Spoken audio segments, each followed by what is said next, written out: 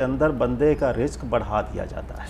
سبحان اللہ۔ ہم لوگوں نے دیکھا ہوگا کہ زیادہ تر لوگ جو ہیں وہ اس ماہ مبارک کے اندر صدقات اور خیرات کا اہتمام کرتے ہیں۔ اس کے پیچھے جو ہے وہ آپ صلی اللہ علیہ وآلہ وسلم کا عمل مبارک ہے۔ نبی کریم صلی اللہ علیہ وآلہ وسلم اس ماہ مبارک میں اتنی سخاوت کیا کرتے تھے جس طرح کے ہوا کے جھونکے ہوتے ہیں۔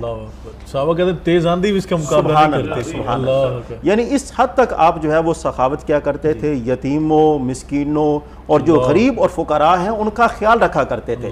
جہاں تک جو بڑے طبقے کے لوگ ہیں جو رمضان کی برکات سے مستفید ہوتے ہیں تو وہاں پر جو غریب طبقے کے لوگ ہیں وہ بھی اپنے آپ کو رمضان کی جو برکات ہیں ان سے اپنے آپ کو مستفید جو ہے وہ کر سکے۔ اسی وجہ سے اس ماہ مبارک کو ماہ مواسات بھی کہا جاتا ہے۔ اور جہاں تک تعلق ہے، آپ نے پوچھا ہے کہ رمضان اور قرآن ان کا آپس میں کیا تعلق ہے، آپ نے بڑی خوبصورت بات جو ہے اللہ کے پیارے حبیب صلی اللہ علیہ وآلہ وسلم کی بیان فرما دی۔ روزہ جو ہے وہ بھی سفارش کرے گا اور قرآن جو ہے وہ بھی سفارش کرے گا۔ اب سوال یہ ہے کہ ہمارا قرآن کے ساتھ تعلق ہونا کیسے چاہیے؟ سب سے پہلی بات تو یہ ہے کہ ہمیں یہ والی چیز جو ہے وہ ضرور یاد رکھنی چاہیے کہ قرآن کا حق کیا ہے۔ یہ سب سے روزے کا حق سمجھ رہے ہیں، اس نے قرآن کا حق بھی سمجھ رہے ہیں۔ جس طرح کہ روزے کا حق ہے، میں ایک مثال دیتا ہوں، جس طرح کہ آپ راستے پر چلتے ہیں راستے کا حق ہے، اسی طرح دین اسلام کی عالمگیریت کا اندازہ اس بات سے لگایا جا سکتا ہے کہ دین اسلام کے اندر قرآن کا بھی حق ہے۔ اور قرآن کا حق کیا ہے؟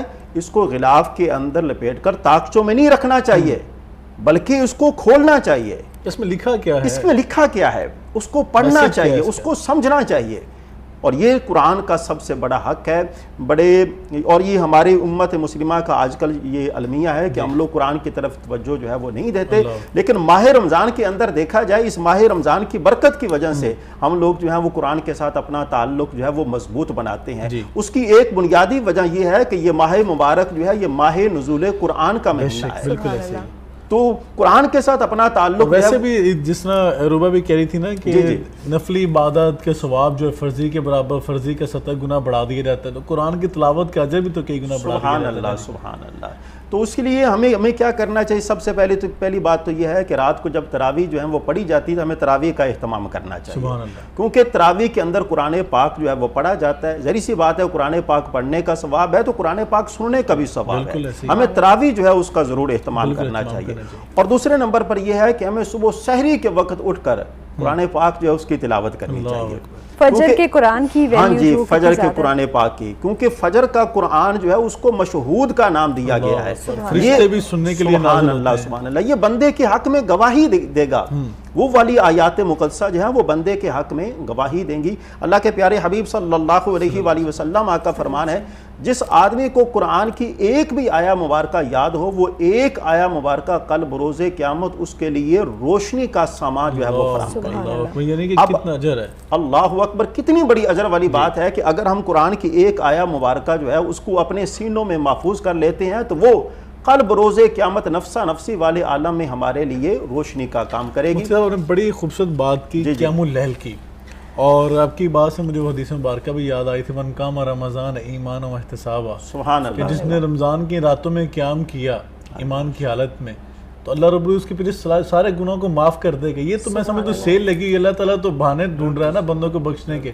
ہم ہی ہیں کہ شاید وہ راتوں کی، جس طرح روبا بات کر رہی تھی کہ ہم راتوں کو جو ہے سارا رات جاگتے ہیں اور خوش گپیوں میں اور اپنی روٹین لائف کے اندر گزار دیتے ہیں۔ میں اس حوالے سے مجھے یہ غالباً میں کہہ رہا ہوں، غالباً یہ حدیث پاک ہے یا کسی کا قول ہے، وہ یہ بیان کیا جاتا ہے کہ اگر اللہ تبارک و تعالیٰ نے امت محمدیہ کی بخشش نہ کرنی ہوتی تو کبھی بھی ان کو ماہ رمضان عطا نہ فرماتا۔ سبحان اللہ، سبحان اللہ۔ کیونکہ وہ صحابہ نے عرض کی تھی اللہ کے رسول، بنی اسرائیل کے وہ لوگ جو تھے کئی سینکڑوں سال کی عمر کے ہوتے تھے تو وہ تو اتنی لمبی باتیں کرتے تھے، ہماری عمریں تو تھوڑی ہیں، تو اس لیے تو کہا نا کہ وہ جو اس رمضان مبارک میں جو رات آئے گی وہ 1000 سالوں سے 1000 مہینوں سے بہتر ہوگی۔ تو لیلۃ القدر بھی اسی رمضان میں ہمیں مل رہی ہے، اس کا قیام بھی جو ہے وہ 1000 مہینوں سے بڑھ کر ہے۔ تو عروبہ دیکھیں اچھا اسامہ، بالکل بڑی اچھی خوبصورت بات کی. میں چاہ رہی تھی کہ ہم تھوڑا سا اس کو بھی ایلیبوریٹ کریں کہ کچھ لوگ اہتمام کرتے ہیں کہ پورے 30 پارے آپ نے 30 دنوں میں پورے کرنے ہیں، اور وہ سپیڈی آپ جو ہے وہ عربک جب وہ بغیر ترجمہ سمجھے سپیڈ سے پڑھ رہے ہوتے ہیں، اور کئی لوگ جو سارا سال قرآن پاک نہیں کھولتے وہ 30 دن میں قرآن پاک پورا کرنے کے لیے اس کو بہت سپیڈ سے پڑھتے ہیں.